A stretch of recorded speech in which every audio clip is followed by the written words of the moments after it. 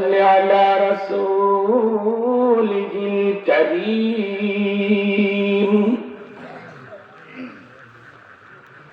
الذي بلغ رسالة وأدى الأمانة ونصح الأمة وكشف الغمة لا رسالة بعد رسالتي ولا نبوة بعد نبوتي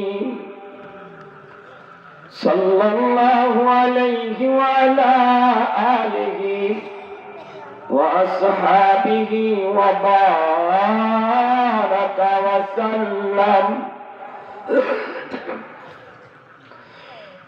وبارك وسلم تسليما كثيرا كثيرا. أما بعد فأعوذ بالله من الشيطان الرجيم. بسم الله الرحمن الرحيم. لقد صدق الله رسوله الرؤيا بالحق لتدخلن المسجد الحرام إن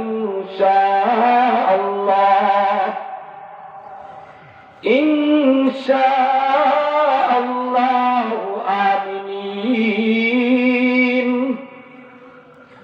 محلقين رؤوسكم ومقصرين لا تخافون إلى آخر الآية. صدق الله مولانا العظيم وصدق رسوله النبي الكريم ونحن على ذلك من الشاهدين والشاكرين والحمد لله رب العالمين.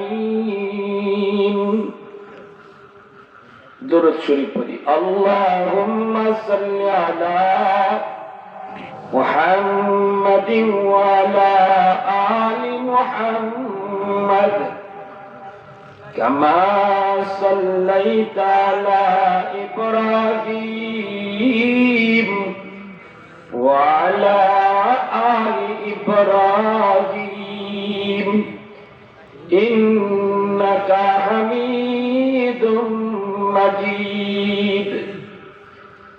اللهم بارك على محمد وعلى آل محمد كما باركت على إبراهيم وعلى آل إبراهيم إنك حميد مجيد.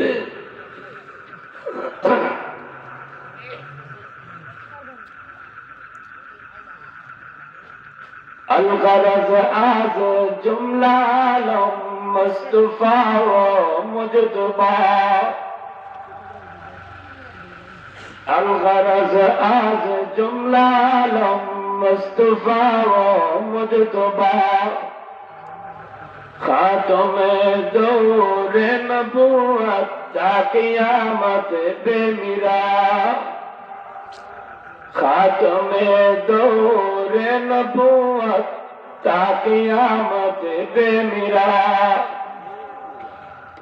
مشک صبح وجود مسوا مشکات او. مشک صبح وجود مسوا مشکات او. مستنیر از طلعت او ہر قریب ہر بعید. لا الہ ইলাহা ইল্লাল্লাহ লা ইলাহা ইল্লাল্লাহ লা ইলাহা ইল্লাল্লাহ লা ইলাহা ইল্লাল্লাহ লা ইলাহা ইল্লাল্লাহ লা ইলাহা ইল্লাল্লাহ লা ইলাহা ইল্লাল্লাহ লা ইলাহা ইল্লাল্লাহ ये जिक्र खुदा दिल में सदा रखने दिया कर ये जिक्र खुदा दिल में सदा रखने दिया कर और नक्श खुदा दिल में जमा रखने दिया कर और नक्श खुदा दिल में जमा रखने दिया कर क्या जाने हक इस्लाम है कोई फضل इलाही हर वक्त दरे कल्ब खाला रखने दिया कर ये जिक्र खुदा दिल में सदा रखने दिया कर और नक्श खुदा दिल में जमा रखने दिया कर ला इलाहा इल्लल्लाह जोड़े ला इलाहा इल्लल्लाह ला इलाहा इल्लल्लाह ला इलाहा इल्लल्लाह ला इलाहा इल्लल्लाह ला इलाहा इल्लल्लाह ला इलाहा इल्लल्लाह ला इलाहा इल्लल्लाह मुहम्मदुर रसूलुल्लाह जोरे बोले सल्लल्लाहु अलैहि वसल्लम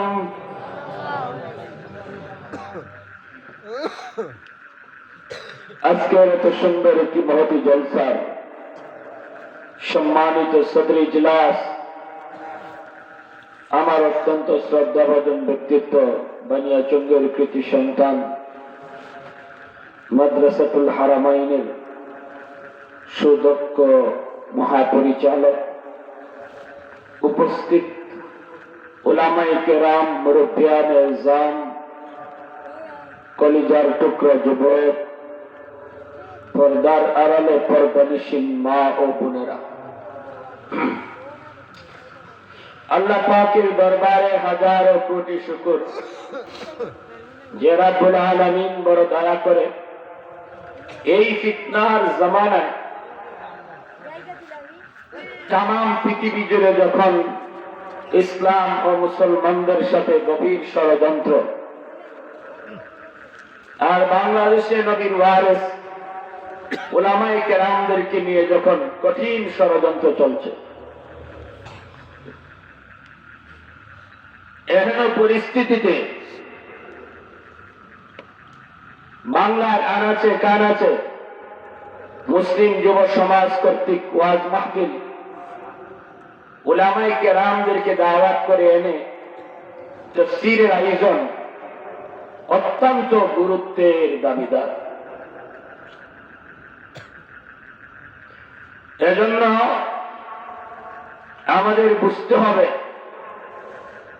জানতে হবে যে আমরা যে ধর্ম নিয়ে গর্ব করি, যে আমি একজন মুসলিম, আমার ধর্মের নাম ইসলাম, আমার ধর্ম, আমার বিশ্বাস, আমার ইয়াকিন, আমার প্রাণ, আমার জান,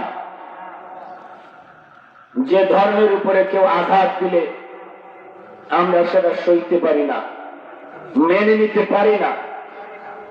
সেই ধর্ম কত সুন্দর, সে ধর্ম কত শান্তি। আমি এজ এ মুসলিম হিসাবে কতটা গর্বিত, এটা যদি আমার ভিতরে উপলব্ধি হয় এই অনুভূতি যদি অন্তরে জাগ্রত হয়,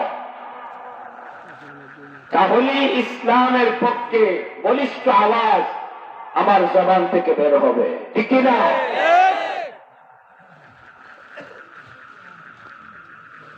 আজ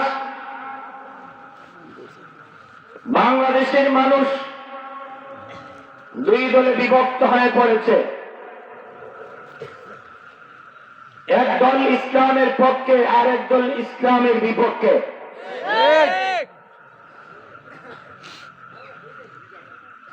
মুসলমানের ভিতরে নামধারী কিছু মুনাফিক,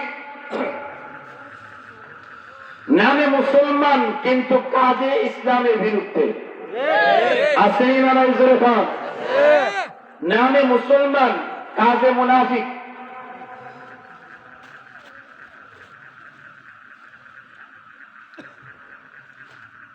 গোটা কয়েকটা নাস্তিক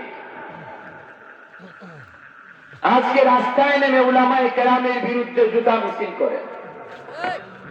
নাউজুবিল্লাহ, জোরে খান। কেউ কয় আমরা হাত ভেঙে দিব, কেউ কয় মৌলবীরা হাত ভেঙে দিব, কেউ কয় আমরা ঘাড় মটকে দিব। আরেক জালিম কুষ্টিয়ার এসপি হ্যাঁ কয় আমরা পাকিস্তান পাঠাই দিব। বুঝে আমরা বাইশে বাংলাদেশে আইছি, আমরা জন্ম কর্ম বাংলাদেশে না। ভোটার আইডি কার্ড আপনাদের আসেনি না নাই? আমারও আছে। এদেশে আলিমুল আমার ভোটার আইডি কার্ড আছে, আমার আছে, আমার বাপেরও আছে, দাদারও আছে। অতএব আমি এদেশের নাগরিক, এটা আজকে থেকে না, বহু আগ থেকে, ঠিক কিনা খান? তাহলে কইলি পাকিস্তান ভাষায় দেওয়া যায় না, কারণ আমাদের হাতে যে আইডি কার্ড এটা অরিজিনাল, এটা ভেজাল নাই, ডুপ্লিকেট না, এটা বানাইলে না।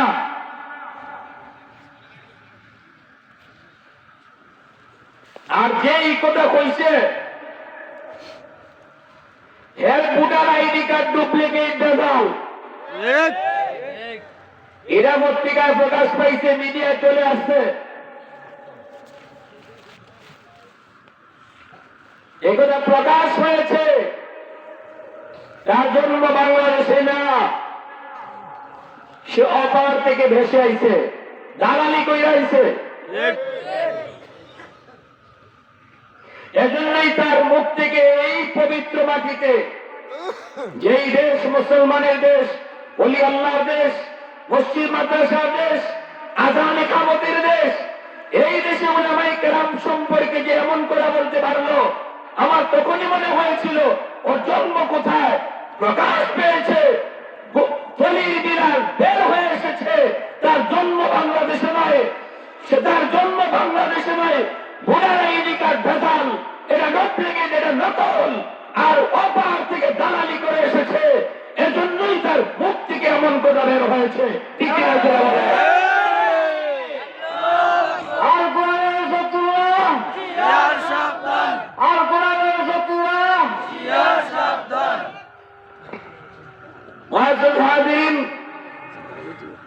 আচ্ছা আমরা কি দুষ্টা করলাম, কি দুষ্টা করলাম?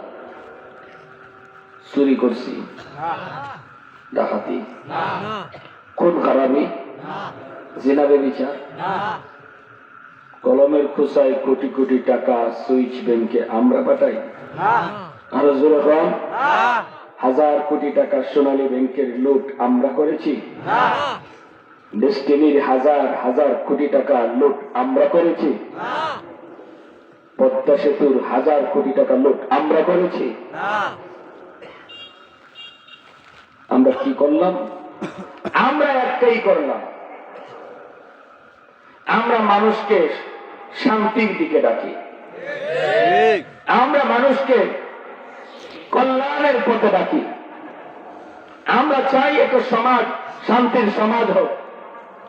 আমরা চাই একটা দেশ শান্তির দেশ হোক, আমরা চাই একটা মানুষ আদর্শ মানুষ হোক। আমরা বলি চুরি করো না, আমরা বলি ডাকাতি করো না, আমরা বলি সন্ত্রাসী করো না, আমরা বলি জিনা করো না, আমরা বলি করণের কোচায় 1000 কোটি টাকা পাচার করো না।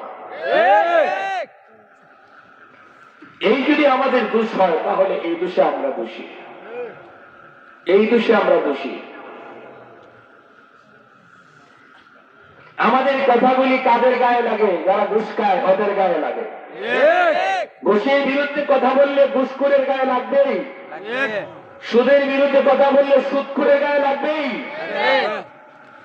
আলেম ওলামাকে যারা ভালো পায় না এরা সমাজের মার কামারা দুর্নীতিবাজ, এরা সমাজের মার কামারা চিটা।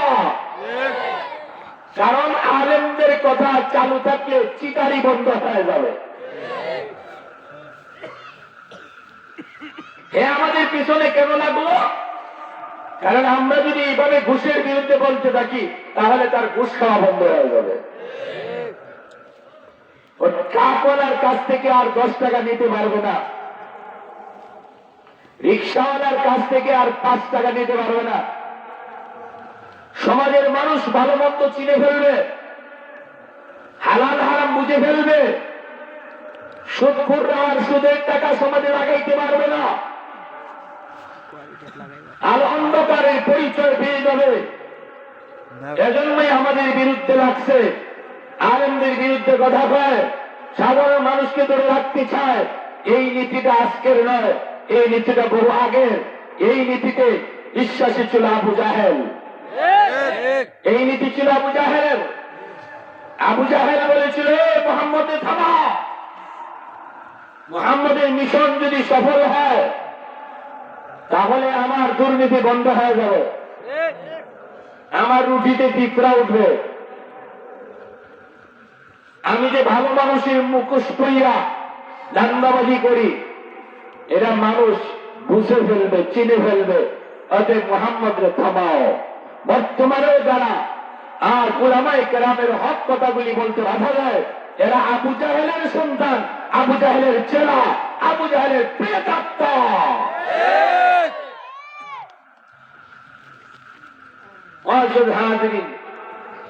এজন্য ওই দেখেন কয়েকদিন আগে এক নাস্তিক শাহরিয়ার কবি টকশোর মজায় এখন ইসলাম তলোয়ারের জুড়ে আর মারামারি কাটার গাড়ি করে ইসলাম আইছে। আমি আজকে আপনাদের সামনে যে আলোচ্য বিষয়টা তুলব, এই আলোচ্য বিষয়টাই হলো ইসলাম তলোয়ারের জুড়ে আসে নাই, ইসলাম এসেছে আদর্শের জুড়ে, ইসলাম এসেছে উত্তম আখলাকের জুড়ে, উত্তম চরিত্রের জুড়ে ইসলাম প্রতিষ্ঠা হয়েছে। ব্যবহার হয়েছে তলোয়ার কখন? দেয়ালে যখন পিঠ লেগে গেছে, পিঠ লেগে গেছে তখন তলোয়ার ব্যবহার হয়েছে। মুসলমান আগে তলোয়ার ব্যবহার করে নাই, মুসলমান শুধু ফিরাইছে।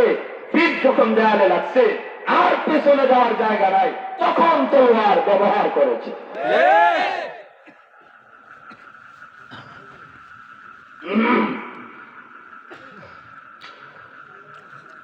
لقد صدق الله رسوله الرؤيا بالحق لتدخلن المسجد الحرام إن شاء الله آمنين। এ ভাই মনে রাখবেন, খেয়াল করে শুনুন, আল্লাহর নবীর একটা স্বপ্নের কথা আল্লাহ পাক রব্বুল আলামিন এই আয়াতের ভিতরে আল্লাহ সত্যায়ন করেন। খেয়াল করে শোনো যুবক, এরে যুবক, তুমি যে মুসলমান, তুমি যে ইসলাম ধর্মের অনুসারী, এই ইসলাম কত শান্তির, ইসলাম কত শান্তির ধর্ম, ইসলাম কত মানবতার ধর্ম। একটু খেয়াল করে শোনো, তুমি মুসলমান হয়ে কতটা গর্বিত। একটু মনোযোগ দিয়ে তুমি শোনো, রহমতের নবী, মায়ার নবী, বাইহাকি শরীফের রাত, আল্লাহর নবী রহমতের নবীকে মক্কার মানুষগুলি আবু জাহেল উতবা সাহেবা আমার আপনার নবীকে প্রিয় জন্মভূমিতে থাকতে দেয় নাই, মক্কার জমিন থেকে নবীকে বের করে দিয়েছে। আল্লাহর নবী জন্মভূমি ছেড়ে নবী যাইতে চান নাই, এরপর নবীকে বাধ্য করেছে। নবী জন্মভূমি ছেড়ে মদিনায় গেলেন। সাহাবায়ে কেরাম তারাও যার যার বাড়িঘর রেখে মদিনায় হিজরত করলেন। নবীজি মক্কার দিকে তাকায়া শুধু কাঁদলেন চোখের পানি জড়ায়া, আর শুধু বললেন, এর মক্কা তুমি আমার প্রিয় জন্মভূমি, আমি তোমাকে প্রাণের চেয়েও ভালোবাসি। ওই স্বজাতীয় লোকগুলি যদি আমার সাথে গাদ্দারি না করতো, আমার উপর নির্যাতন না করতো, আমি মুহাম্মদ তোমাকে ছেড়ে কোথাও যেতাম না। রব্বুল আলামিন যখন আল্লাহ ওয়াদা করে কয়, বন্ধু আর চোখের পানি জড়ে তুমি কান্দো না, জন্মভূমির মায়া অন্তরে সবারই আসেনি না নাই? আরো জোরে বলেন আসেনি না নাই? এর যুবক একজন মানুষ যে আমেরিকা থাকে, লন্ডন থাকে, সৌদি থাকে, ইউরোপ থাকে, আরব আমিরাতে থাকে, ওইখানে এসি রুমে থাকে, কত সুন্দর পরিবেশ, খাদিম খুদ্দামের কোনো অভাব নাই। এরপরও বাঙালি মানুষটা তার জন্মভূমি বাংলা, একটা প্রত্যন্ত অঞ্চল গ্রাম, যেখানে হয়তো কারেন্টটা পর্যন্ত পৌঁছে নাই, এসি পাইলে দূরের কথা, ফ্যানটা পর্যন্ত ব্যবহার করতে পারে না। এরপরেও কিন্তু ওই বিদেশ বাড়িতে এসি রুম ভালো লাগে না, শুধু টাকা পয়সার কারণে পড়ে আছে। মন চায় কখন যে সে বাড়িতে আসবে, জন্মভূমি দেখবে, জন্মভূমি দেখবে। আমরা যখন হজে যাইতাম, বহু দূর থেকে মানুষ দেখতে আসতো, বলতাম, চাচা যান, এত কষ্ট করে কেন আসলেন? চাচা বলতো, ভাতিজা যদিও 1400-1500 মাইল দূর, কিন্তু যখন শুনতে পাই দেশ থেকে কেউ আইছে, তখন তারে দেখার জন্য মন পাগল হয়ে যায়। তার কাছে আসা মাত্র দেশের একটা গেরান পায়। আমার আপনার নবী রহমতের নবী মায়ার নবীকে আল্লাহ পাক ওয়াদা দেয়া কয়, কসম করে কয়, বন্ধু আমি আল্লাহ কসম করে বললাম, অচিরে অচিরে আমি তোমাকে তোমার প্রিয় জন্মভূমিতে ফিরাইয়া দেব, ইজ্জতের সাথে, সম্মানের সাথে। বন্ধু আর চোখের পানি জড়াইয়া নিজের জন্মভূমিটার দিকে তাকাইয়া আর চোখের পানি জড়াইয়া কান্দো না, আমি আল্লাহ তোমার চোখের পানি বরদাস্ত করতে পারি না। রহমতের নবী মায়ার নবী মদিনায় হিজরত করলেন। এই দিকের যুবক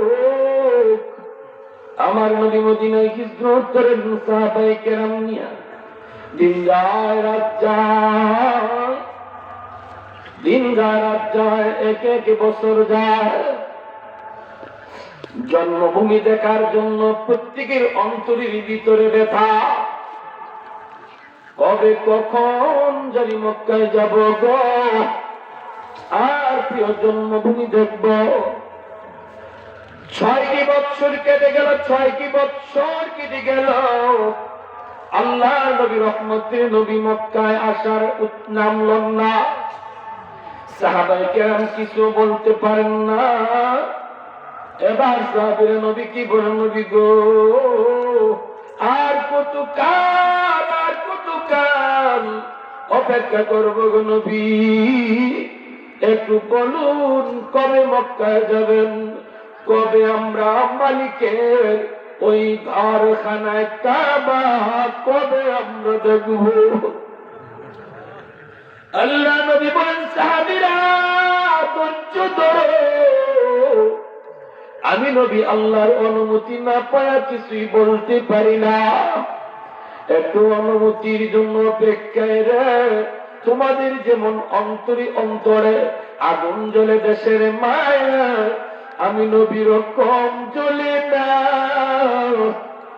আমারও তো মন চাই মক্কায় যাব, মালিকের ঘরখানা তাওয়াফ করব। কিন্তু মক্কায় আবু জাহেল উতবা সাহেবা, আবু সুফিয়ান, ওই লিডারগুলি আমার আপনার নবীকে মক্কায় ঢুকতে দেবে না। নবীজিও তিনি যাওয়ার নামলেন না। ৬টা বছর পরে আল্লাহ পাক একদিন স্বপ্নে দেখালেন মায়ার নবী সাহাবায়ে কেরামদেরকে নিয়ে উমরার উদ্দেশ্যে নবী মক্কায় যাইতেছেন। স্বপ্ন যুগে নবী দেখলেন, আল্লাহর নবী স্বপ্ন দেখলেন। নবীদের স্বপ্ন এটাও আল্লাহর পক্ষ থেকে ওহী, এটাও সত্য। নবী যখন স্বপ্নে দেখলেন, নবী বুঝতে পারলেন মালিকের অনুমতি হয়ে গেছে। আরো জোরে সুবহানাল্লাহ, আরো জোরে সুবহানাল্লাহ। আল্লাহর নবী ফজরের নামাজের পর নবীজি সাহাবায়ে কেরামদেরকে ডাইকে বলেন, সাহাবীরা আজ রাতের স্বপ্নের বিবরণ একটু মনোযোগ দিয়ে শোনো। নবীজি স্বপ্নের বিবরণ শুনাইলেন। সাহাবায়ে কেরামের ভিতরে আনন্দের বন্যা বয়ে যাচ্ছে। প্রত্যেকেই মনে মনে ভাবতেছেন নবী এবার মক্কায় যাওয়ার সিদ্ধান্ত নেবেন, কারণ নবীর স্বপ্ন এটা তো সত্য। আল্লাহ বলে, লাকাদ সাদাকাল্লাহু রাসূলুহুর রুইয়া বিল হক লাতাদখুলুন্নাল মাসজিদাল হারাম ইনশাআল্লাহ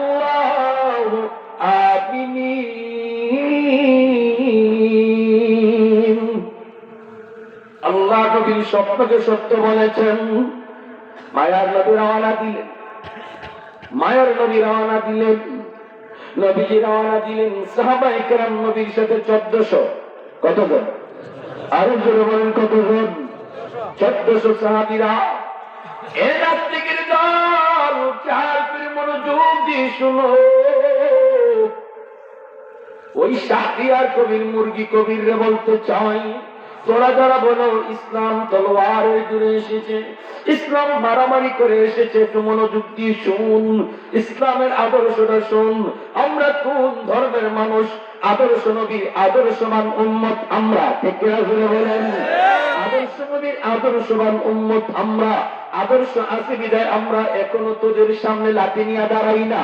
আদর্শ আছে বিদায় এখনো তোর জিহ্বা টান দিয়ে ছিঁড়ি না। অথবা নতুবা বাংলার জমিনে যে কয়েকটা নাস্তিক আছে, হাতে গড়লেও গোনা যাবে না, হাতে গড়লেও গোনা শেষ হয়ে যাবে। এই কয়েকটা নাস্তিক যারা লাঠি নিয়ে মিছিল করে, আলেম ওলামাদের নিয়ে মন্দ বলে গালাগালি করে, এই বাংলার জমিনে তৌহিদি জনতা নবীর আশিক আলেম ওলামাকে যারা তাজিম করে, সম্মান করে, ওরা যদি ময়দানে নেমে যায়, বাঁশ লাগবে না, বাঁশের লাঠিও লাগবে না, মাত্র থুতু দিয়ে যাবে। ওই থুতুর পানিতে তোরা গোটা নাস্তিক গঙ্গা ভেসে যাবে। আরো জোরে ঠিক কিনা? নাস্তিকতা নিপাত, দিন ইসলাম জিন্দাবাদ, দিন ইসলাম জিন্দাবাদ। নাস্তিকতা নিপাত, কোটি প্রাণে একই আওয়াজ। ঠিক কিনা? আরো জোরে ঠিক কিনা? খোদাদ্রোহী ছাড় পাবে না, এই বাংলায় তাই হবে না। মুসলমানরা জেগেছে আজ, যুবকেরা জেগেছে আজ, তৌহিদি জনতা জেগেছে আজ। হয় নাই, হয় নাই, আরো জোরে, আরো জোরে। চলো চলো সামনে চলো, জোর কদমে সামনে চলো, তোলো তোলো আওয়াজ তোলো, বজ্র কণ্ঠে আওয়াজ তোলো, সবাই মিলে একই সাথে দাও না স্লোগান, নারায়ে তাকবীর, আল্লাহু আকবার। হাতটা তুইলা নে, হাতটা তুইলা, মুসল দুশমনের সামনে মুসল নয় বাদো, হাতটা নারায়ে দাও, নারায়ে তাকবীর, আল্লাহু আকবার। আওয়াজ হয় নাই, মানুষ কোনো পথে আওয়াজ হয় নাই, দুশ্মনের পরিযায়কে আওয়াজ লাগতেই বল। ঠিক কিনা? ঠিক কিনা? মুরগি কবিরে হুন তো ঠিক কিনা? নারায়ে তাকবীর, আল্লাহু আকবার, মাশাআল্লাহ, নারায়ে তাকবীর, আল্লাহু আকবার, দিন ইসলাম, দিন ইসলাম, জিন্দাবাদ জিন্দাবাদ, দিন ইসলাম, দিন ইসলাম। জিন্দাবাদ জিন্দাবাদ, মুসলমানের এই দেশেতে নাস্তিকদের ঠাঁই নাই, নাস্তিকদের পক্ষে যারা তাদের কোন রক্ষা নাই। মুসলমানের এই দেশেতে নাস্তিকদের ঠাঁই নাই, নাস্তিকদের পক্ষে যারা তাদের কোন রক্ষা নাই।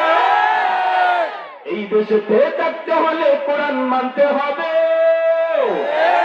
হয় নাই, হয় নাই, হয় নাই, আরো জোরে, আরো জোরে। এই দেশেতে থাকতে হলে কোরআন মানতে হবে। কোরআন না মানিলে সোনার বাংলা ছাড়তে হবে। চলো চলো সামনে চলো, জোর কদমে সামনে চলো, তোলো তোলো আওয়াজ তোলো, বজ্র কণ্ঠে আওয়াজ তোলো, সবাই মিলে একই সাথে দাও না স্লোগান, নারায়ে তাকবীর, আল্লাহু আকবার, নারায়ে তাকবীর, আল্লাহু আকবার, দিন ইসলাম, দিন ইসলাম, জিন্দাবাদ জিন্দাবাদ, দিন ইসলাম, দিন ইসলাম। জিন্দাবাদ জিন্দাবাদ, নাস্তিকতার নিপাত, দিন ইসলাম জিন্দাবাদ, দিন ইসলাম জিন্দাবাদ।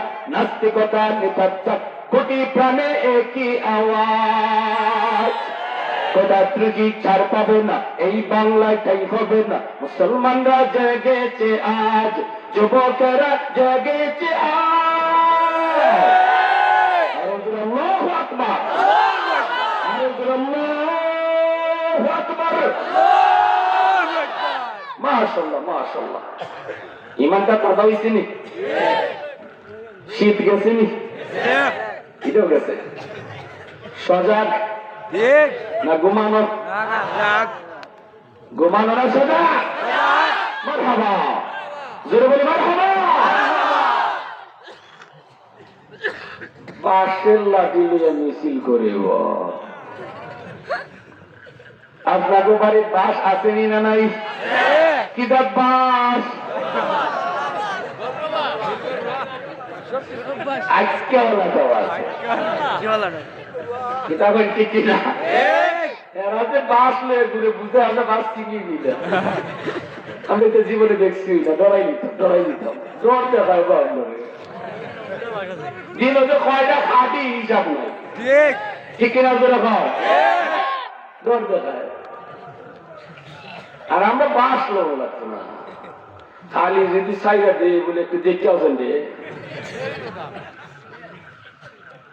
সেফ দিয়ে দেখবো, দেখবো একটা আলো গেছি। ঠিক ঠিক কিনা? ঠিক, কিছু মানুষ আছে বাপ নিচে মাটি নাই, কিন্তু এর মা তুললে বোঝা যায় দেশটা হেরে ফেলবে। ঠিক হ্যাঁ, ঠিক, বোঝা যায় বাহ, এক জমিদার হই।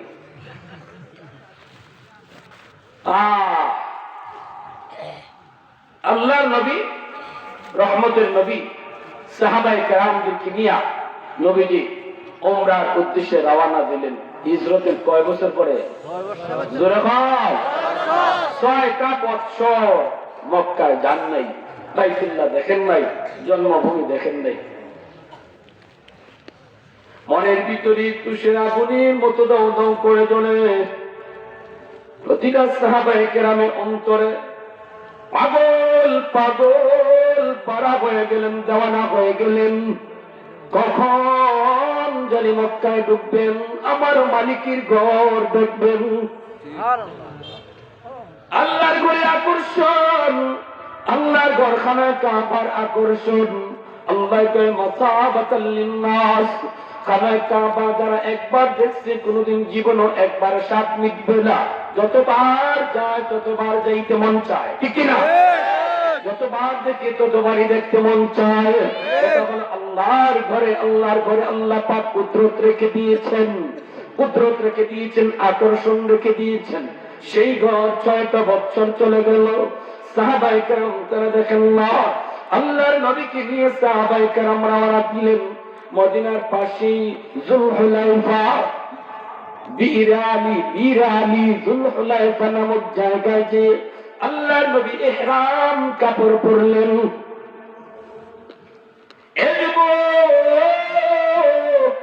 মদিনা মদিনার আশপাশের এলাকাবাসীর জন্য যুলহুলাইফা হলো মিকাত। ওই যুলহুলাইফাতে কি তারা ইহরাম করলেন, মায়ার নবী ইহরাম করেন, সাহাবায়ে কেরাম ইহরাম করলেন, এরপরে রওনা দিলেন। আসলেন তো আসলেন, কিন্তু এইদিকে দুশমন খবর পেয়ে গেছে, দুশমন খবর পেয়ে গেছে। মায়ার নবীও একজন লোক পাঠালেন, গুপ্তচর মক্কায় পাঠালেন হালত জানার জন্য, বোঝার জন্য নবী লোক পাঠালেন। সেই লোক ফেরত আসলো, আয়েশা বলতেছে, মায়ার নবী গো, মক্কার কাফেরগুলি আপনার এই উমরার কথা ওরা জেনে ফেলেছে, এরা প্রস্তুত, যে কোনো মূল্যে ওরা আপনাকে থামায় দিবে, মক্কায় ঢুকতে দেবে না। নবী বলেন কেন? ওরা একটাই করে, যদি মুহাম্মদ মক্কা ঢুকেই যায় তাহলে অন্য দেশের মানুষগুলি মনে করবে মুহাম্মদ মক্কা দখল করে নিয়েছে। অতএব না না, মুহাম্মদকে মক্কায় ঢুকতে দেয়া যাবে না। ইয়া রাসূলুল্লাহ, ইয়া রাসূলুল্লাহ, এরা তো একজন দুইজন নয়, 1000-2000 সৈন্য পাঠিয়ে দিতে আপনাকে আটকানোর জন্য। আল্লাহর নবী রহমতের নবী খবর পাওয়া মাত্রই নবী রাস্তা পরিবর্তন করে ফেললেন। যেই রাস্তা দিয়ে মক্কা থেকে মদিনা থেকে মক্কা যেতে হয়, নবী সেই রাস্তা পরিত্যাগ করে একটা গিরিপথ, একটা কঠিন পথ জিতওয়া নামক জায়গা দিয়ে নবী রওনা দিলেন, যেন ওরা না পায়। আল্লাহর নবী চান নাই নবী মোকাবেলা হোক, যুদ্ধ বেঁধে যাক, নবীজি চান না। নবী রাস্তা পরিবর্তন করে লুকায় লুকায় নবী মক্কার পাশাপাশি একটা জায়গা, যার নাম হলো হুদাইবিয়া। ওই হুদাইবিয়া নামক জায়গায় নবী অবস্থান করলেন, মক্কার কাছাকাছি। ওই দলে পাইলেন। এরপরে মক্কার লিডার আবু সুফিয়ানের নেতৃত্বে এরা একদল বাহিনী পাঠাইল। বাহিনী পাঠায় বলতেছে, মুহাম্মদ চলে যাও, মক্কায় ঢুকতে দেয়া হবে না, প্রয়োজনে রক্তের বন্যা বয়ে যাবে, তবুও তোমাকে মক্কায় ঢুকতে দেয়া হবে না। আল্লাহর নবী বলেন, ভাইরে, আমরা তো যুদ্ধ করতে আসি নাই, মক্কা দখল করতে আসি নাই। একদিন দুই দিন না, 1006টা বৎসর চলে গেল, আমার মালিকের ঘর খানা দেখা হয় না। আমরা শুধু আমার মালিকের ওই ঘর খানা দেখব, এই ঘর দেখার জন্য আমাদের অন্তরে তুষার আগুনের মতো জ্বলে। একটু দেখতে দাও, মোকাবেলা হবে না, যুদ্ধ বাঁচবে না। কিন্তু না না, ওরা দিবে না, দিবি না। ভাইরে আমার, উরওয়া নামক একজন লোককে, উরওয়া ইবনে মাসউদ, ওনাকে পাঠাইলো। পাঠায় কই, তুমি যে কও, নবীর কাছে আইসা উনি বিবরণ দিল, আল্লাহ নবী বুঝাই দিলেন। উরওয়া চলে গেল, আইসা কয়, না না, মুহাম্মদ তো বলতেছেন শুধু তাওয়াফ করবে, চলে যাবে, বাধা দিও না। আমার মন বলে বাধা দিও না, কারণ আমি উরওয়া দুনিয়া ঘুরেছি, আমি ঘুরে ঘুরে বিভিন্ন দেশ দেখেছি। আমি কায়সার গেছি, কিসরা গেছি, রোম গেছি, পারস্য গেছি, কত দেশ আমি সফর করেছি। কিন্তু আমি কোনদিন নেতার আনুগত্য এমন ভাবে করে, এটা আমি জীবনে কোনদিন দেখি নাই। মুহাম্মদের সাহাবীরা মুহাম্মদকে যেইভাবে মানে, আমি উরওয়া দেখেছি, আমার চোখের সামনে মুহাম্মদের থুতুটা পর্যন্ত তার সাহাবীরা মাটিতে পড়তে দেয় না, থুতুটা পর্যন্ত মাটিতে পড়তে দেয় না। এমন জানবাজ সাহাবীরা সাথে থাকতে তোমরা পারবা না, পারবা না। আমি উরওয়ার পরামর্শ হলো, বাধা দিও না। কিন্তু আবু সুফিয়ানকে অসম্ভব, হবে না হবে না। আল্লাহ নবীর হাতে অবস্থান করলেন। এরা আবার একটা প্রতিনিধি দল না পাঠায় নেই, বাহিনী পাঠায় দিছে 50 জনের। 50 জনের তীরন্দাজ বাহিনী পাঠিয়ে দিছে। আয়েশা ওরা পাহাড় থেকে নবী যেখানে সাহাবায়ে কেরাম দিয়ে তিনি অবস্থান করলেন, এই অবস্থানের জায়গার মধ্যে আয়েশা তারা তীর মারছে। কিন্তু ভাইয়েরা আমার খেয়াল করে মনোযোগ দিয়ে শুনুন, আল্লাহ নবীর সাহাবীরা এই 50 জনকে গ্রেফতার করে নবীর সামনে হাজির করেছেন। ইতিহাস সাক্ষী, ইতিহাস সাক্ষী। ইসলাম নিয়ে যারা কটাক্ষ করো মনোযোগ দিয়ে শুনো, মায়ার নবী দয়ার নবী এই 50 জনের 50 জনকে নবী বিনা শর্তে নবী মুক্তি দিয়া দিলেন।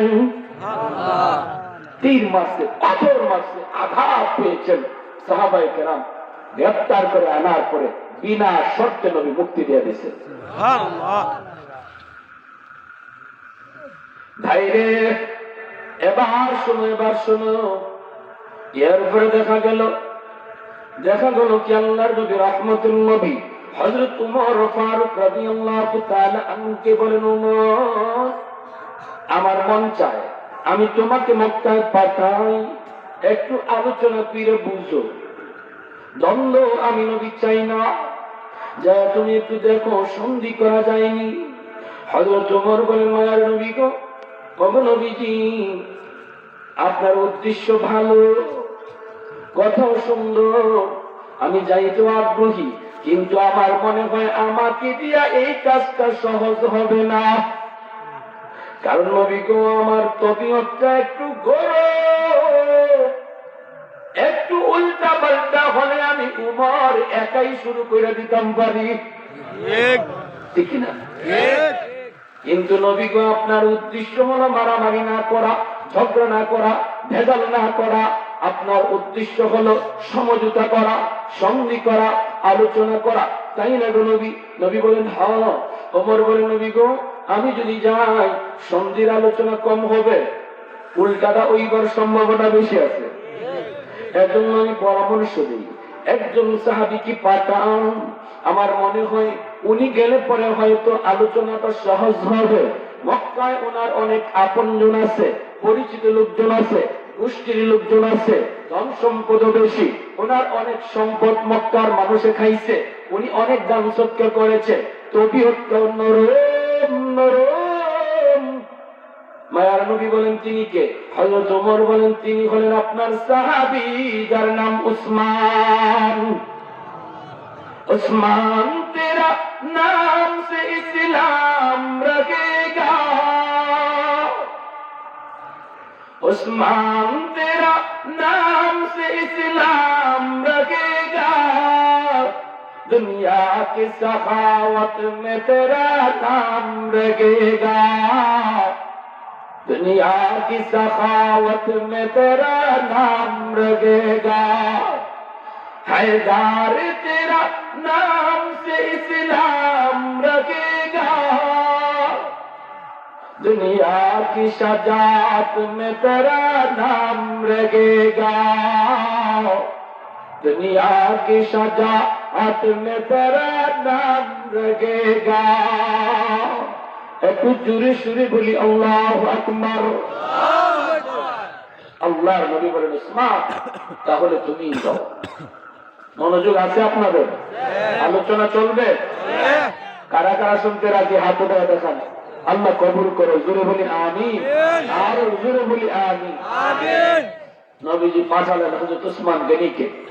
উসমান গনি রাদিয়াল্লাহু তাআলা আনহু লিডারদের সাথে বসলেন, পরিষ্কার ভাষায় বুঝালেন, নবীজি কোন জ্ঞানজাম করার জন্য আসেন নাই, বাড়ি ঘর ফিরাই নিবেন এমনও না। যারা নবীর সাথে মক্কায় মদিনায় যেতে চায় এরাও নিবেন না। মক্কায় এখনো কিছু মুসলমান রয়ে গেছেন যারা কাফিরদের দ্বারা নির্যাতন ভোগ করতেছেন, মদিনায় যেতে চান কিন্তু যাইতেও দেয় না, যাইতেও দেয় না, মারে পিটায়, রক্ত ঝরায়। হযরত উসমান গনি বলেন, এই মানুষগুলাকেও, এই মুসলমানগুলিকেও নবী সাথে মদিনায় নিবেন না। শুধু তোমরা মায়ার নবীকে বাইতুল্লাহ খানায় কাবা একটু তোয়াফ করতে দাও। এটা কি কোনো অপরাধ? আরো যেরকম এত সুন্দর কথা। আমরা অস্ত্র আনি নাই, যুদ্ধের নিয়ত থাকলে অস্ত্র আনতাম, নবী অস্ত্র আনেন নাই। এরপরে লিডার গুলি কয় অসম্ভব। নাউজুবিল্লাহ, কি পরিমাণ গাওরা, অসম্ভব, না দিব না, লুকতে দেব না। তোমার মন চাইলে তুমি তো আপ করে যাও। কি হযরত উসমান গনি বলেন, কষ্টি তোরা আমার নবীর মক্কার বাইরে রাইখা আমি উসমান তো আপ করে যাইনু। এই তো আপ মালিকের দরবারে কোনদিন কবুল হবে না, আমি উসমান মেনে নিতে পারবো না। আমার নবী যে তোয়াফের মধ্যে অনুমতি নাই, এই তোয়াফ ইবাদত নয়। নবী যে ইবাদতের ভিতরে রাজি না, এই ইবাদত নয়। ঠিক কিনা জোরে বলেন, আরো জোরে বলেন ঠিক কিনা। এজন্য মনে রাখতে হবে এটা উসুল। আমার ইবাদত তখনই ইবাদত যখনই ইবাদতের নবীর অনুমতি থাকবে। আমার রোজা তখনই ইবাদত যখন এই রোজায় নবীর অনুমতি থাকবে। আমার নামাজ তখনই ইবাদত যখন এই নামাজ নবীর অনুমতি থাকবে। আমার দুরূদ সেটাই দুরূদ যখন সেই দুরূদে নবীর অনুমতি থাকবে। ঠিক কিনা জোরে বলেন। মন করা কোনো আমল, মন করা কোনো আমল না। মাগরিবের 3 রাকাতের জায়গা 4 রাকাত করে লাগে।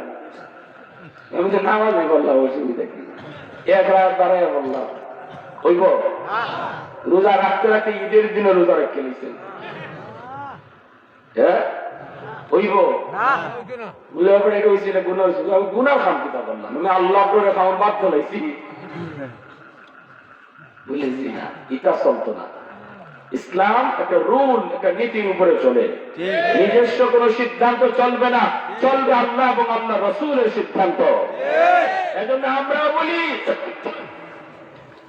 আমরা আল্লাহ রাসূলের কথা বলেই যাব, ইসলামের রুল নিয়ম নীতির কথা বলেই যাব, কোনটা জায়েজ কোনটা না জায়েজ বলেই যাব, কোনটা হালাল কোনটা হারাম বলেই যাব। আমরা বলে যাব মূর্তি হারাম, আমরা বলে যাব ভাস্কর্য হারাম, আমরা বলে যাব সুদ ঘুষ হারাম। এবার তুমি মানলে মানো, না মানলে নাই, সেটা তোমার ব্যাপার, কিন্তু আমাদের জবান চলবেই। ঠিক কিনা জোরে আওয়াজ দিয়ে বলে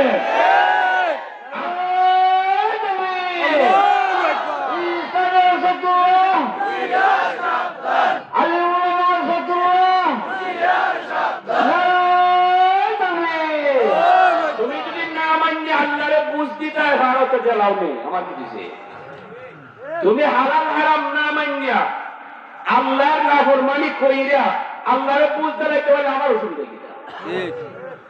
আমারে বাধা দাও কেন লাগে?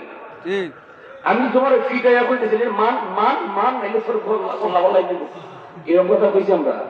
সুদ খাওয়া হারাম, ঘুষ খাওয়া হারাম। যারা ঘুষ খায়, সুদ খায়, সুদের ব্যবসা করে, এরার কোনোদিন গাঢ় করছি আমরা যে এতদিন ধরে বাস করতেছে, তুই এখনো সারস না গেলে গাটটার দিকে করে দিব, এরকম কথা কইছি? তুই বেড়া সুদ খারস না, আমারও আলোচনার পরেও তোর সাথে মন চায় না, খা আরো বেশি খা, সাইরো ভাই খা, সাইরো ভাই খা, জন্মের খাওয়া খা, কুফি দেওয়া খা, মিশি দেও খা। তুই তোর বুঝ দিবি আল্লাহর সাথে, তোর বিষয় ঘটব, মীমাংসা হইব, মামলা হইব আল্লাহর আদালত। আমার কি বুঝি?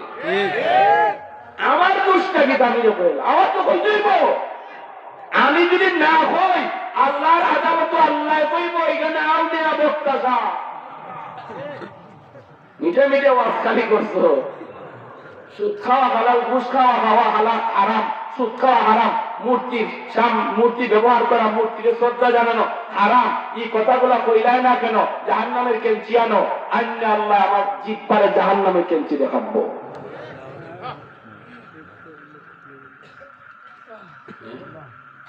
এটা জানার পরেও আমরা তোমার ডরে কথা বন্ধ করে নিতাম, বাস দেখিয়া।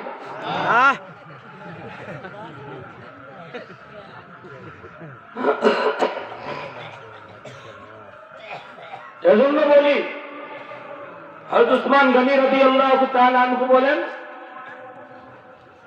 ওই হইতো না যা তারা আমার নবী রাইতে দে কই জি না সম্ভব না। এইদিকে উসমান গনি রাদিয়াল্লাহু তাআলা আনহু তিনি আলোচনায় এরা মানে না, তিনি মানাইতে চেষ্টা করেন কিন্তু এরা মানে না। এর ভিতরে আবার ফাটাই দিতে আরো 50 জন সৈন্য মায়ার নবীর উপরে হামলা করার জন্য। তীর মারতে আরম্ভ করলো, 50 জনকে আগে আটকে আবার ফিরা দিলেন মায়ার নবী। এরপর বেঈমানের দল আরো 50 জন ফাটা দিল। এইবার দেখা যায় রাতের অন্ধকার পাহারাদার ছিলেন নবীর সাহাবী, যার নাম হলো মুহাম্মদ ইবনে মাসলামা রাদিয়াল্লাহু তাআলা আনহু। ওই মুহাম্মদ ইবনে মাসলামা রাদিয়াল্লাহু তাআলা আনহু তিনি একা এই 50টারে গ্রেফতার করে নবীর সামনে হাজির করলেন। আরে আল্লাহু আকবার। মুসলমানের খালি শক্তি না বুদ্ধি আসেনি না নাই, আরো যখন আসেনি না মা কি পরিমাণ বুদ্ধি দেখেন। এটা শুধু শক্তির কাম নয়, শক্তি দিয়া 50 জনের সরে পারা যায় না, বুদ্ধি লাগে। কি পরিমাণ বুদ্ধি। ইনি সেই সাহাবী যিনি মদিনার ইহুদি লিডার কাব ইবনে আশরাফকে হত্যা করেছিলেন, জ্যান্ত মাথা কেটে নবীর দরবারে এনেছিলেন। তিনি হলেন মুহাম্মদ ইবনে মাসলামা রাদিয়াল্লাহু তাআলা আনহু। আল্লাহ নবীর কাছে 50 জন আটক। এইদিকে উসমান মক্কায়, উসমানের খবর নবী জানেন না। এই খবর চলে গেল 50 জন নবীর কাছে গ্রেফতার। খবর শোনা মাত্রই ওরা উসমান গনিকে গ্রেফতার করে ফেললো, উসমানকে ওরা আটকায় ফেললো। আল্লাহ নবী বলেন ঝগড়া করতে আসি নাই, বেজার বাড়াইতে আসি নাই, তোরা কেন আমাদের উপরে তীর মারলি? আমরা তীরও আনি নাই, তলোয়ারও আনি নাই, আমার সাহাবীগুলা কি কেন আহত করলি? না রে ভাই না, মারতে আসি নাই, ঝগড়া করতে আসি নাই। যাও যায় না তাদেরকে বুঝাও, আমরা শুধু আমার মালিকের ঘর খানা আত্মহাত করতে এসেছি। এই 50 জন কোন বিরোধ দিয়া দিচ্ছেন। শুনে যাও ইসলামের আদর্শ। তলোয়ারের জোরে ইসলাম আইছে,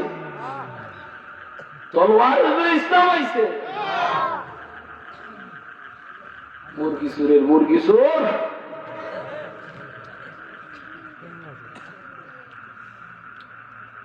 উসমান গনির আটকে গেছে। এদিকে শয়তানে পাইছে একটা তাল। শয়তানে মানুষের সুরত তৈরি নবীর সামনে খানবে। আল্লাহ নবী কো তুমি কেটা? আমি নবী কো আপনি আমার চিনতেন না, খান্দো কেন? খান্দি আপনি যে পাঠাইছিলেন আপনার সাহাবী উসমান, কত নরম দিলের মানুষ। ওই মক্কার মানুষগুলি তার গান সত্তা খাইছে। নবী কো আমি মাত্র দেখে আইছি ওই বেঈমানগুলি উসমান রে তরবারি দিয়া হত্যা করে ফেলেছে। এর উদ্দেশ্য লাগানি, শয়তানের উদ্দেশ্য কিটা? শয়তানে তো দেখতেছে আর মোহাম্মদ দুই রানে সাইরা দেয়, লাগে না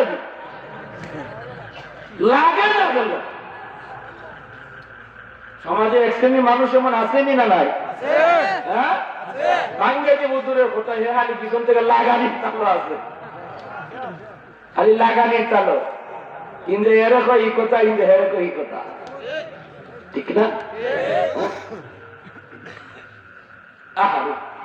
এরা হাসরটা যে কি যাত হাসর হইব আল্লাহ জানে, এরা মরণটা যে কি যাত মরণ হইব।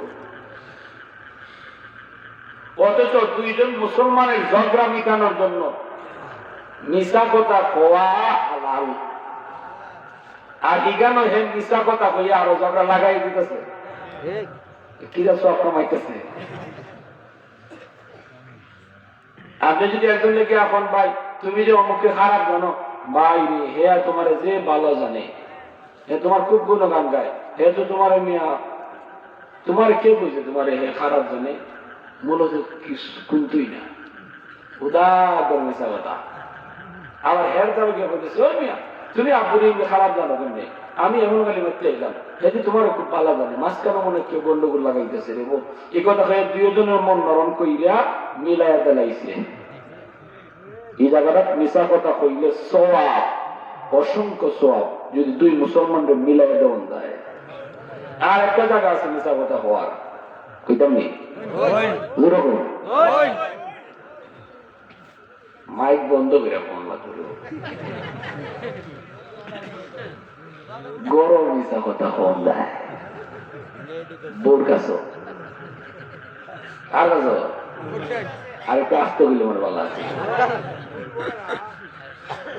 আপনি যদি বুঝুন শাড়িটা যদি হই 300 তে একটা লাভ দিব, হালকে দিব যে ঘুমাই তোমার শাক নিয়ে 800 টাকা দেয় 600 টাকা দেয়, আর আমার শাড়ি নিয়েছি 300 টাকা নিয়ে ওইটা কিনবি না দিলাম নিয়ে জাকাত। যদি এরকম বুঝে না যে বেতাল তে হইলি দেখ 800 টাকা এটা বলি তা ঠান্ডা করার লাগে আগুন লাগে লাভ নাই।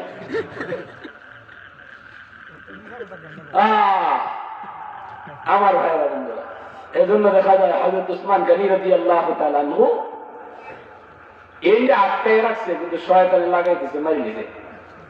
আল্লাহর নবী কথা শুনিয়া নবী চেহারা মোবারক লাল হয়ে গেছে। আল্লাহ নবী বিশ্বাস করে নিয়েছেন, নবীজি বিশ্বাস করে নিয়েছেন। এতেই বোঝা গেল নবীজি গায়েব জানেন। এখন পর্যন্ত এই ব্যাপারে আল্লাহর পক্ষ থেকে নবীর কিছু জানানো হয় নাই। উসমান জিন্দা না, উসমান শহীদ হয়ে গেছে, এটা আল্লাহ জানাই নাই। এর জন্য নবী নিজের থেকে কিছুই জানেন নাই। এর কথা শুনে নবী বিশ্বাস করে নিয়েছেন। হাই হাই কয় কি মায়ার নবী দয়ার নবী এতটা ক্ষিপ্ত হলেন, এতটা ক্ষিপ্ত হলেন, নবী গুসায় চেহারা লাল হয়ে গেল। আল্লাহ নবী বলেন সাহাবীরা কোথায়, তাড়াতাড়ি করে জমাও, আমার উসমানকে নাকি মক্কার কাফেররা শহীদ করে দিয়েছে। আয়ার নবী রহমতের নবীর চোখ দিয়ে দর দর করে অস্ত্র ধরে নবী কান্দেন। আর নবী বলেন সাহাবীরা রে তাড়াতাড়ি করে আমার হাতে তোমরা বায়াত গ্রহণ করো। আমার উসমানের কোনো দোষ নাই, কোনো অপরাধ নাই। আমি নবী তার পাঠাইছি দুধ বানাইয়া। দোষ যদি হয় আমি নবীর দোষ হয়েছে, দোষ যদি হয় আমি মুহাম্মদের দোষ হয়েছে, তাহলে ওরা কেন উসমানকে মারবে? উসমানকে কেন মারবে? আন্তর্জাতিক নীতিমালায় দূত হত্যা করা দণ্ডনীয় অপরাধ, দূতের কোনো দোষ নাই। ঠিক কিনা জোরখান? এজন্য একটা ঘটনা কই, ইংরেজরা আমার দাদাদের জবানে শুনছি, আমার বাড়িও তো বানিয়েছেন, আপনাদেরই সন্তান। ইংরেজরা যখন বানিয়া চলে এসেছিল, আলী রাজা সাহেব যখন জীবিত, ইংরেজরা এসে আদেশ দিল বানিয়া চঙ্গের কোন মাইকে আযান চলবে না। আলী রাজা তখন জীবিত, তিনি ঘোষণা দিলেন ওনার মসজিদের মুয়াজ্জিনকে, যেই জমিনে আমার মালিকের নাম উচ্চারণ হবে না, এই জমিনে আমি আলী রাজা তাইকা কোনো লাভ নাই। যা তুই আযান দি, থানা যারা ইংরেজরা যেখানে অবস্থান করে ওদের সামনে যায় তুই আযান দিবি। আল্লাহু আকবার। আযান দিল মুয়াজ্জিন ইংরেজদের সামনে। যখন আযান দেওয়া শুরু করেছে, সব ইংরেজগুলি তারা বুলেট রেডি করেছে, গুলি করে ফেলবে। সেনাপতি রাখ বুঝছিল, এর কলজাটা কোনানো। আযান শেষ হোক, আযান শেষ হয়েছে, হয় এত বড় সাহস তুই কেমনে করলি? মুয়াজ্জিন সাহেব কয় আমি তো আযান দেই নাই, আমাকে দেওয়ানো হয়েছে। তো কেডা? আলী রাজা। এমনি ইংরেজ সেনাপতি মাথায় ঘিলু আছে, কয়েক বন্দুক ফালা নিচে, ওর কোনো দোষ নাই, দোষ হলো যে পাঠাইছে তার। ঠিক কিনা জোরে খায়? সে একটা দূত, সে একটা দূত, মাত্র একটি বাহক, বাহকের কোন দোষ থাকতে পারে না। যে পাঠাইছে তার দোষ, রাখ, তুমি নির্দোষ, খালাস। আলিয়াজার বাড়িতে আইছে, আইয়া উনি ওনার চেয়ারে বসা, খাদেমরা বাতাস করে, আইসেই লম্বা করি না আমি, আইসে একটা স্যালুট দিছে সেনাপতি। স্যালুট দিয়া কয়, আমি তোমার সাহসের প্রশংসা না করে পারলাম না, সাহসের প্রশংসা না করে পারলাম না। তোমার মতো এমন সাহসী এবং বীর পুরুষকে বন্দুক দিয়া হত্যা করে ফেলা, এটা বাহাদুরি না। আমি জানি আজ আমার যে শক্তি, শক্তি যদি তোমার থাকতো, আমার হাতে যে অস্ত্র, অস্ত্র যদি তোমার হাতে থাকতো, তাহলে তুমি, তোমার সাথে আমরা কুলাইতে পারতাম না। কারণ তুমি যে বীর বাহাদুর, অর্থাৎ নিরস্ত্র একজন মানুষ হিসাবে তোমাকে গুলি করে হত্যা করা, এটা আমার জন্য বাহাদুরি নয়। উঠো, তোমার সাথে একটু বুক মিলাইতে চাই। এরা বুঝি হাত মিলাই বুক মিলাইছিল। আর রাজা সাহেব তখন কইছি, এই যাওয়ার পরে আমার হাতটা পানি দিয়ে ধুয়ে ফাঁকবা না। এই হলো ইমান, ঠিক কিনা? আর আজকে আমরা ইমান 500 টাকা বেচা হয়ে যায়, 500 টাকা ইমান বেচা হয়ে যায়। এই হলো ইমান। আল্লাহ নবী, রহমতের নবী বলেন, আমার উসমান হত্যার বদলা নেওয়া লাগবে। সাহাবায়ে কেরাম কে কোথায় জমা হয়ে যাও, আমি নবী ঘোষণা দিলাম, আমার উসমান হত্যার বদলা না নিয়া আমি নবী মদিনার দিকে একটা কদম দিব না। আল্লাহ নবী হাত বাড়ায় দিলেন। সাহাবায়ে কেরাম একে একে নবীর কাছে হাতে হাত রেখে বায়াত নিতে লাগলেন। উসমান হত্যার বদলা না নিয়া কেউ মদিনার দিকে যাব না, এই কথার সময় নবীর সাথে ওয়াদাবদ্ধ, নবীর কাছে শপথ করতেছেন হাতে হাত রেখে। এই বায়াতটা কি বায়াতের রিদওয়ান বলা হয়? এই বায়াতটা কি ইতিহাসে ঐতিহাসিক বায়াতের রিদওয়ান বলেন? আল্লাহর নবী বলেন, সাহাবীরা রে, তোমরা তো আমার হাতে হাত রেখে বায়াত নিয়েছ, কিন্তু আমার উসমান তো জমিনে নাই। আমার উসমান যদি থাকতো, আজ আমি নবীর সাথে হাত লাগায়া বায়াত নিত। আমার উসমান তো নাই। তোমরা দেখো, তাকায় দেখো, আমি নবীর একটা হাত হলো উসমানের হাত, আর একটা হাত হলো আমি নবীর হাত। নবী এক হাত উসমানের হাত বানাইলেন, আর এক হাত নিজের হাত বানাইয়া এইভাবে হাতে হাত রেখা উসমানের বায়াত তো নবী নিয়ে গেলেন। এই খবর যখন মক্কায় পৌঁছে গেল, আবু সুফিয়ান ভয় পেয়ে গেল, লিডার গুলি ভয় পেয়ে গেল। মুহাম্মদ বায়াত নিয়েছে, কসম করেছে বদলা না নিয়ে যাবে না। মুসলমান মুসলমান ভয় পায় শুধু এক আল্লাহকে। অস্ত্র বলে মুসলমান যুদ্ধ করে না, সৈন্য বলেও যুদ্ধ করে না। মুসলমান যুদ্ধ করে আল্লাহর সাহায্যে। যদি আল্লাহর উপর তাওয়াক্কুল করে মুসলমান ময়দানে দাঁড়িয়ে যায়, অস্ত্র যদি নাও থাকে, গাছের ডালকে আল্লাহ অস্ত্র বানায় দেয়, পাথরের টাকাকে আল্লাহ বোমা বানায় দেয়। ইতিহাস সাক্ষী বদরের ময়দান, ইতিহাস সাক্ষী খন্দকের ময়দান, ইতিহাস সাক্ষী ইয়ারমুকের ময়দান, ইতিহাস সাক্ষী রেশমিনুমার আন্দোলন, ইতিহাস হলো বালাকোটের আন্দোলন, ইতিহাস হলো আজাদী আন্দোলন। এজন্য আমার ভাই, মায়ার নবী, রহমতের নবী যখন বায়াত নিলেন, দুশমন গুলি ভয় পেয়ে গেল, ভয় পেয়ে গেল। তাড়াতাড়ি করে এরা উসমান সহ আইয়া নবীর সামনে হাজির হয়ে গেল। আয়া কয়, মুহাম্মদ কে বলেছে আমরা উসমানকে হত্যা করেছি? নেন আপনার উসমান। আল্লাহু আকবার, জোরে বলুন আল্লাহু আকবার। মুসলমান খেপে না, খেপে না, খেপলে হুঁশ থাকে না। মুসলমান লড়ে না, লড়ে না, লড়লে কিন্তু আওয়াজ দেওয়ার সুযোগ দিবে না, ঠিক কিনা? জোরে হোক। আমরা নরম নরম নরম গরম হইলে কিন্তু হুঁশ দিব না, ফালাইবার জায়গাও পাইবা না, ঠিক কিনা? আঙ্গুল দিও না, আঙ্গুল আঙ্গুলি করবেন লাগে। আমার টুপিতে আঙ্গুল দেও কেন? দাড়িতে আঙ্গুল দেও কেন? আমার পাঞ্জাবিতে আঙ্গুল দেও কেন? আমার মালিকের কালামে আঙ্গুল দাও কেন? নবীর হাদিসে আঙ্গুল দাও কেন?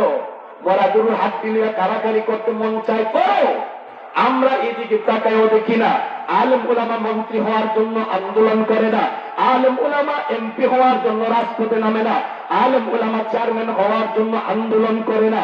কিন্তু মনে রাখো, মনে রাখো, যদি আমাদের টুপিতে আঙ্গুল দেওয়া হয়, আমাদের দাড়িতে আঙ্গুল দেওয়া হয়, আমার ইমানে যদি আঙ্গুল দেওয়া হয়, আমার কোরআনে যদি আঙ্গুল দেওয়া হয়, এই আঙ্গুল মুসলমান কোনদিন ফেরত দেয় না।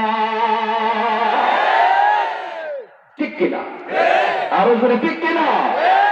অহদত কি হিফাজত নেহি বেকুওয়াত বাজু,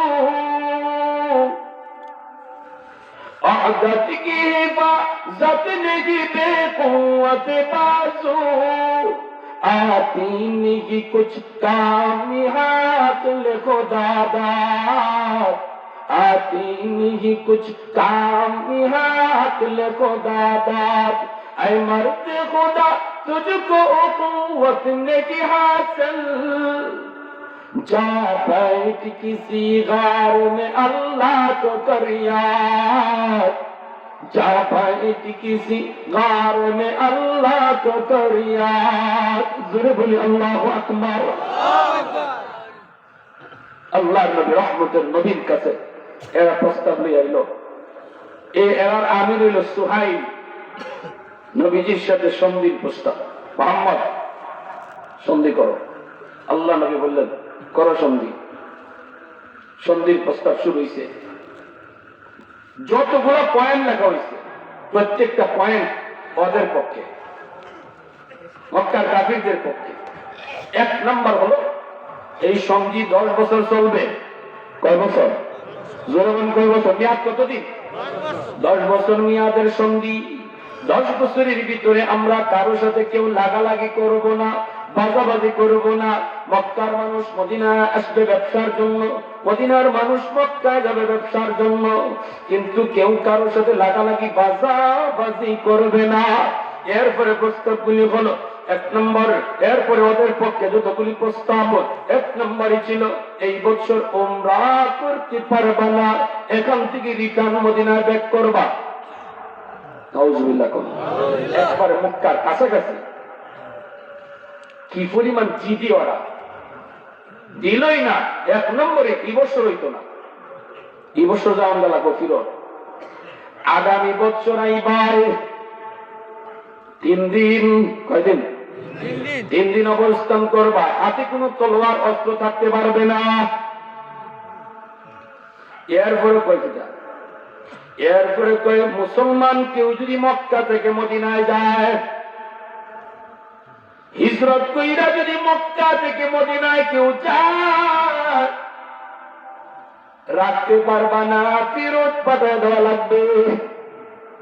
আমরা মাই আরো দিতাম, দেখছেন নাকি? দেখো আমাদের মায়ের খাইয়া যন্ত্রণা সহিতে না পাইরা যদি মদিনায় যায়, তারে রাখতে পারবা না, আশ্রয় দিবা না, ফেরত পাঠিয়ে দিবা।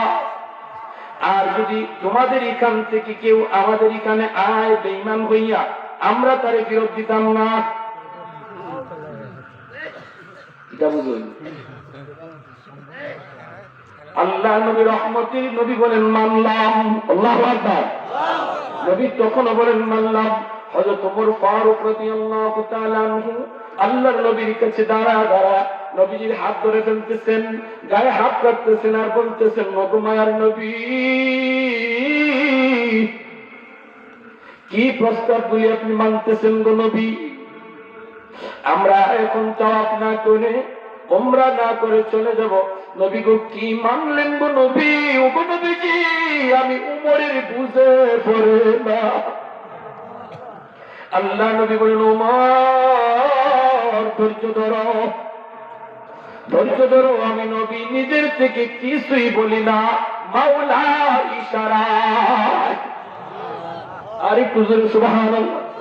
ওয়া মা ইয়ানতিকু আনিল হাওয়া ইন হুয়া ইল্লা ওয়াহয়ুন ইউহা। আমার আপনার নবী নিজের থেকে কিছুই বলেন না, কার ইশারায় বলেন? আর জোরে বলেন কার? হযরত ওমর রাদিয়াল্লাহু তাআলা আনহু বলেন, আমার ঈমান যাওয়ার উপক্রম হয়ে গেছিল, আমি বলতেছি মায়ের নবী গো, আপনি যে এই কথাগুলি মানতেছেন, আপনি কি সত্য নবী না? নবী তখন বলেন, ওমর চুপ করো, সবর করো, সবর করো। হযরত ওমর ফারুক রাদিয়াল্লাহু তাআলা আনহু বলেন, আমার জীবনের সবচেয়ে বিপদ, সবচেয়ে খতরনাক টাইমটা ছিল হুদাইবিয়ার সন্ধির টাইম। আমি বেঈমান হওয়ার উপক্রম হয়ে গেছিলাম। মায়ার নবী কেমনে কথাগুলি মানতেছেন, কেমনে নবী কথাগুলি মানতেছেন। পরে যখন দেখলাম নবীর কথাই ঠিক, নবীর কথাই ঠিক, নবী ইশারা দিয়ে আসমানের দিকে আঙ্গুল দিয়ে আমাকে সান্ত্বনা দিলেন, আমাকে সবর করতে বললেন। আমি সাথে সাথে সৎকা করলাম, আমি সাথে সাথে কুরবানি করলাম, তওবার নিয়তে সৎকা করলাম, তওবার নিয়তে কুরবানি করলাম, তওবার নিয়তে একটা গোলাম আযাদ কইরা দিলাম। সন্ধি হয়ে গেল। আল্লাহ নবী রহমতের নবী সন্ধি হইতেছে, লেখা হইতেছে। ওই অবস্থায় সন্ধির মধ্যে লেখা মুহাম্মদুর রাসূলুল্লাহ সাল্লাল্লাহু আলাইহি ওয়াসাল্লামের পক্ষ থেকে সুহাইলের সাথে সন্ধি, ওদের লিডার। সুহাইলে কয়, মুহাম্মদ রাসূলুল্লাহ কাটা লাগবে। সন্ধির কাগজে যদি রাসূলুল্লাহ শব্দটা থাকে, তাহলে সন্ধিকর হইল কোথায়? রাসূলুল্লাহ লইয়াই তো আমাদের গন্ডগোল। মুহাম্মদ তো তোমার মানি, তুমি মুহাম্মদ ইবনে আব্দুল্লাহ, রাসূলুল্লাহ কাটতে হবে। আল্লাহ নবী বলেন, আলী রাসূলুল্লাহ কেটে দাও। হযরত আলী সাথে সাথে কপালে হাত দিয়ে কই, মায়ার নবী গো, ওগো মায়ার নবী, দুনিয়া উল্টা গেল, আমি আলী এই কথা রাসূলুল্লাহ কাটতে পারবো না। না গো নবী, আমি পারবো না। কি পরিমাণ মায়ার নবীর আশিক ছিলেন সাহাবায়ে কেরাম। নবী বলেন, আলী কাটো। কিন্তু আলী বলেন, না না, আমি কাটতে পারবো না গো নবী। নবী বলেন, কাটো। আমি বলেন, পারবো না। সাহাবী আলী রেখে, আলী সাবধান, এখানে কলম ধরিস না।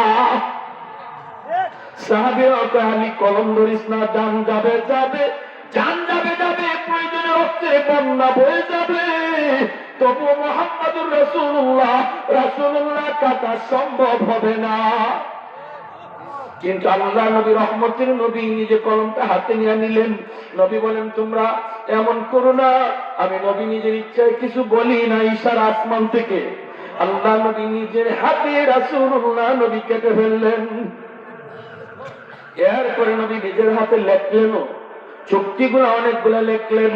এখান থেকে অনেকে বলতেছেন মায়ার নবী বলা হয় নবী নিরক্ষর, নবী উম্মি, লেখাপড়া জানতেন না। কিন্তু আল্লাহর নবী এই চুক্তির ভিতরে নবী তার নাম লিখছেন, রাসূলুল্লাহ লিখছেন। কাদের থেকে কাদের সাথে চুক্তি হচ্ছে নবী তাও আরবিতে লিখছেন।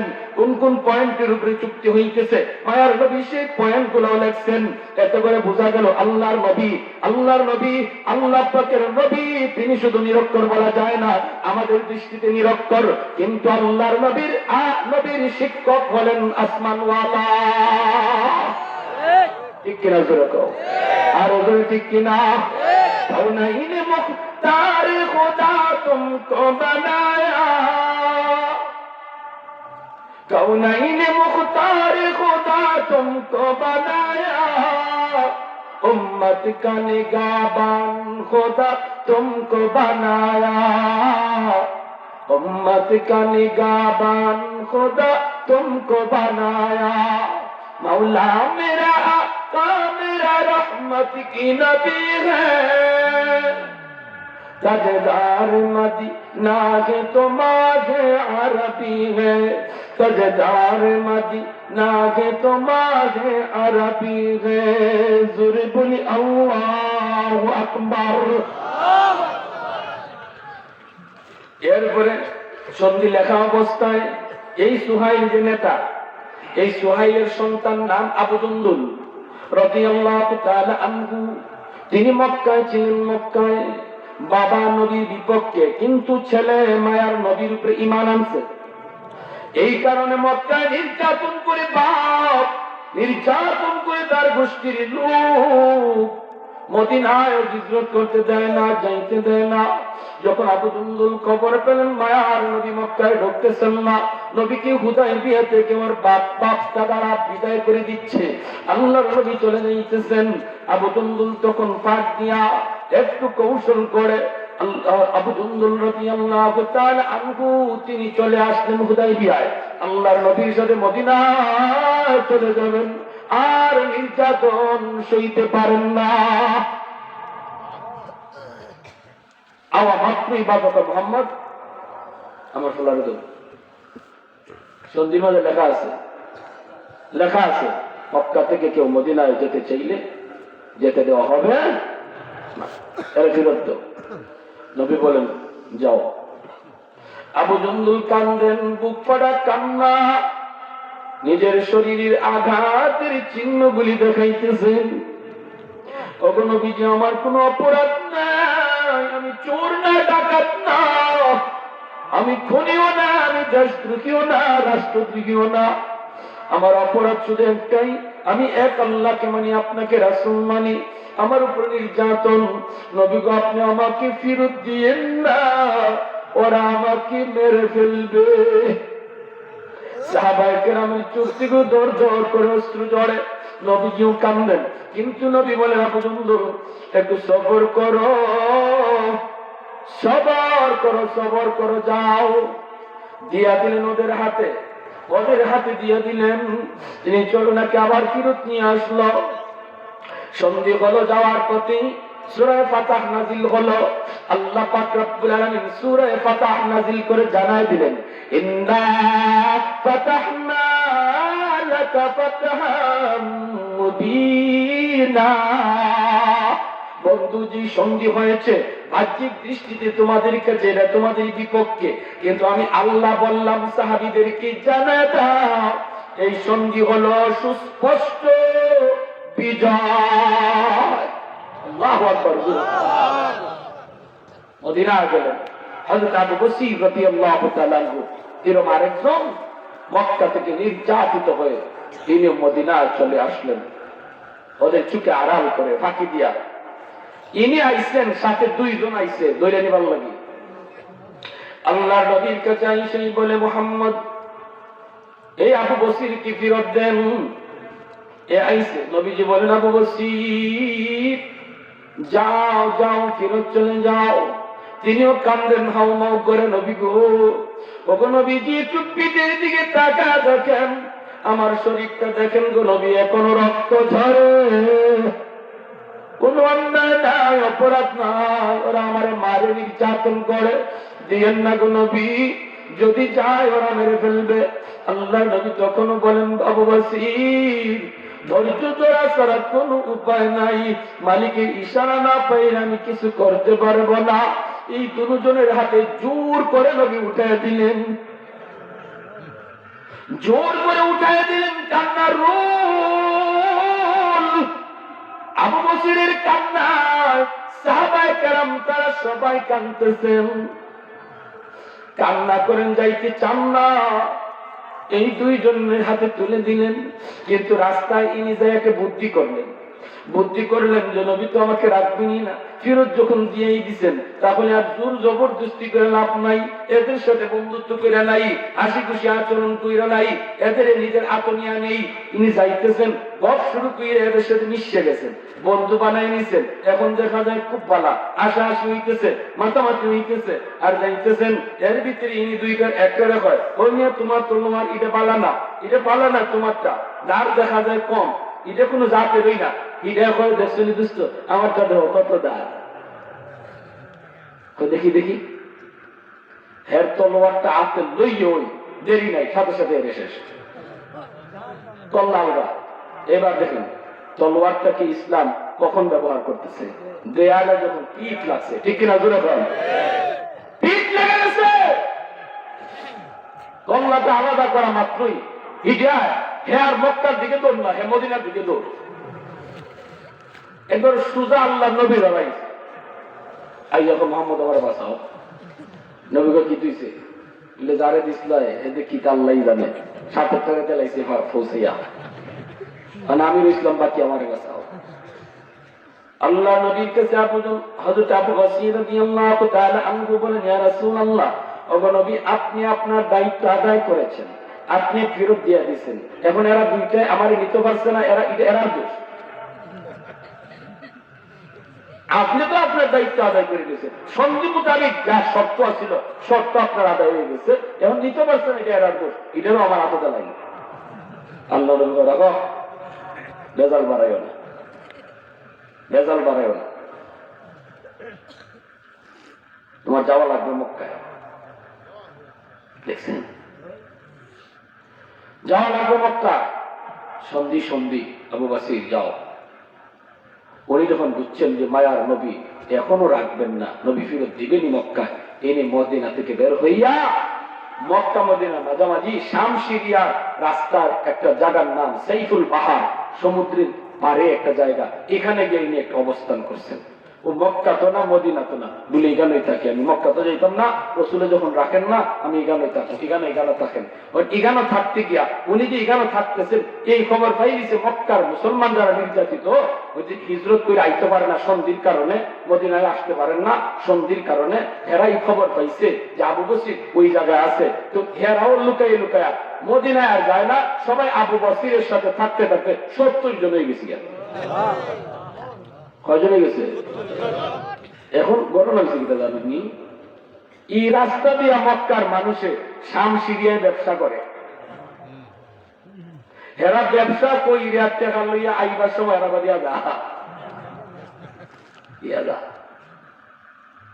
কোনটাকে মারে, কোনটা কাছে নেয়, ইরম করে, ইরম করতে থাকতেই উপায় তো নাই, দেয়ালে তো ফিট লেগে গেছি, কই যেতাম গেলে তোমারই লিব, নবীও রাখতেছেন না, আমরা তো খাওয়ানো লাগবো, টাকা লাগবো, দিয়া যা। পরে মক্কার সবগুলি মিলিয়া হয় ওখানে ঈদের থেকে তো বাসন লাগবো, আমরা যে ডাকাতি হয়ে যায় সব বলে বলে মদিনায় ইয়া আল্লাহ নবী রকম মোহাম্মদ আপনার ঈসা আবি বললে, এরা যারা এখানে সমুদ্রে পারে খারুনি যে আর আমরা রাস্তা আটকায়, এরা সাদর সম্ভাষণ জানায় মদিনায় আনতে লাও, এরা মদিনায় জায়গা দিয়া দাও।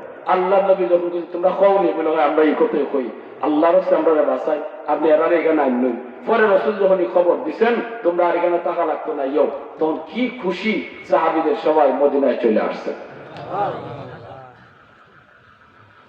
এজন্য আমি বলতেছিলাম, দেখেন এই যে কথাগুলি বললাম, এই কথাগুলি দ্বারা কি বুঝলাম?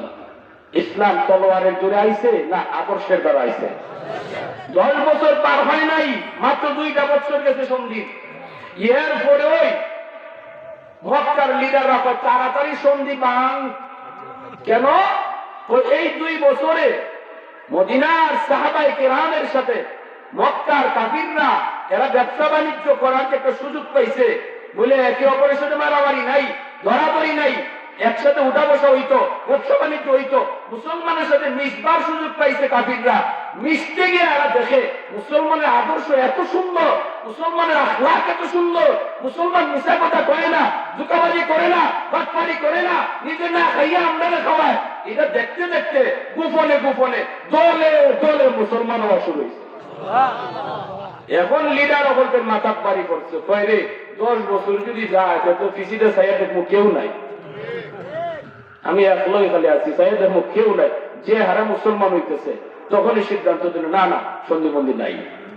তাহলে ইসলাম এই যে দলে বলে মুসলমান হয়েছে, এটা ইসলামের আদর্শের কারণে মুসলমান হয়েছে। ইসলাম বিজয় হয়েছে আদর্শের কারণে। তলোয়ার মাঝে মাঝে ব্যবহার হয়েছে কখন? যখন দেয়ালে পিঠ লেগে গেছে। এই হলো তোমার ধর্ম, এই হলো আমার ধর্ম, এই হলো মুসলমান হিসাবে আমি গর্বিত, আমি এজ এ মুসলিম হিসাবে গর্বিত।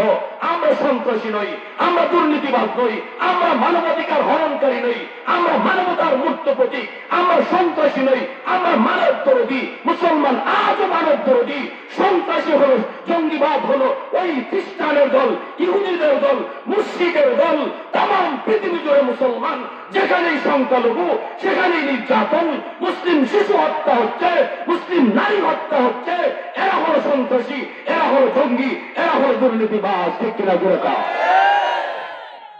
ইসলাম তলোয়ারের জোরে আসে নাই। মুআজ্জাজ হাজিরিন, এজন্য আসুন আমরা আমাদের ধর্মকে জানি, আমরা আমাদের ধর্মকে মানি, মানলে পরে জানলে পরে মানাটা অন্তর দিয়ে আসবে। তখন আমার ইসলামের পক্ষে কথা বলতে গিয়া যদি জানও যায় তখন জান দিতেও কষ্ট লাগবে না। এজন্য আমাকে আগে মনে প্রাণে আমার ধর্ম বুঝতে হবে, আমার আদর্শ জানতে হবে। আল্লাহ আমাদের সবাইকে আমল করার তৌফিক দান করুন। সবাই বলে আমিন। দোয়া করলে বা কিছু কথা আছে।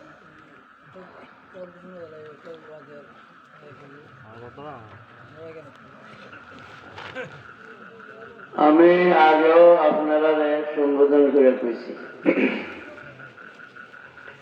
একটা দিনের কাজ যদি চালু হয় যে বন্ধ করা খুব একটা খারাপ লক্ষণ। এই মাঝে তফসিল চলতো না পদ্ধত, আর আমরা হাজি আব্দুল মালিক সাহেব কমেন আমার হলেন 3 লাখ লাগে। যে সমস্ত ফলাফলতে এটা তফসিল মাহফিল চালু করছিল এরা অনেকেই বিদেশ গেছি, আর যারা স্থানীয় বাবা আছে এরাও মহান পয়সা হয়েছে, মানে আমার কোনো সহযোগিতা করে। এখন এই কয় যে তখন দাওয়াতের কাম আমার, খাওয়ানির কাম আমার, সঙ্গের ব্যবস্থা আমার, চান্দার কাম আমার, অর্থ যোগানি আমার, আমি 1 লাখ কত করি। তখন আপনারা আব্দুল মালিক সাহেবের বইতানি না কিতা না বদ্ধ জিতিয়া